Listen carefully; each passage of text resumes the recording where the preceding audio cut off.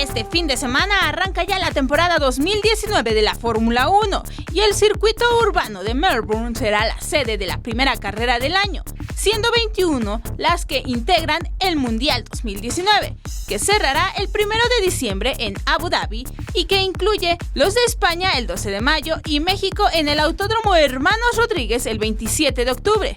¿Pero qué se espera y qué novedades se tendrán en esta temporada? Vamos a verlo. El británico Lewis Hamilton, que el año pasado igualó las 5 coronas del argentino Juan Manuel, buscará su sexto mundial de la Fórmula 1. Ferrari junto con Vettel buscarán quitarle la corona a Hamilton. En los test de pretemporada en Barcelona, lideraron 4 veces la tabla de tiempos y marcando el mejor crono de los 8 días. Se tendrán 4 nuevos rostros en la Fórmula 1. El piloto Lando Norris, quien se convierte en el británico y en el piloto más joven en ponerse a los mandos de un McLaren en la Fórmula 1.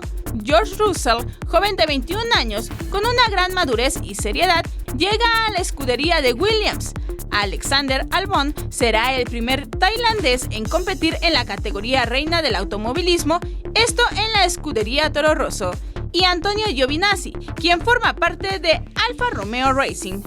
Uno de los atractivos esta temporada será el punto adicional que se dará al piloto que logre la vuelta rápida en carrera, siempre que quede entre los 10 primeros.